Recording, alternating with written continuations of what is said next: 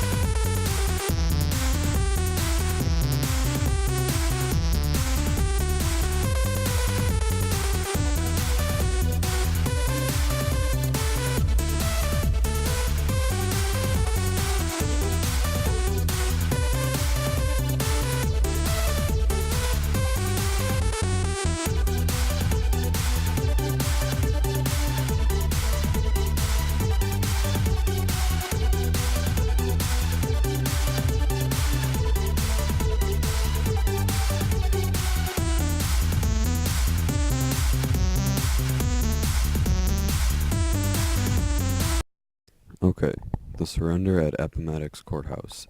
The date is 1865. With his army surrendered, his men weak and exhausted, Robert E. Lee realized that there was little choice but to consider the surrender of his army to General Grant. After a series of notes between the two leaders, they agreed to meet on April 9th, 1865, at the house of Wilmer McLean in the village of Appomattox Courthouse. The meeting lasted approximately 2.5 hours, and its conclusion, the bloodiest conflict in the nation's history, nearest its end.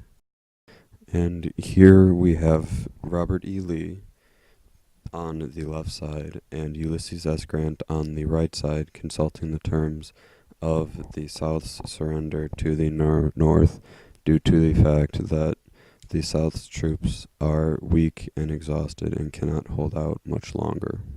The assassination of Abraham Lincoln. The assassination of Abraham Lincoln was carried out on Friday, April 14th, 1865. President Lincoln died from the gunshot wound the following morning. Lincoln was shot at Ford's Theater in Washington, D.C. The American Civil War was drawing to an end. Just 6 days after the surrender of Confederate forces under General Robert E. Lee to the Union General Ulysses S. Grant. The assassination was planned and carried out by John Wilkes Booth. Lincoln was attending a play of Our American Cousin at Ford's Theater with his wife, Mary Todd Lincoln.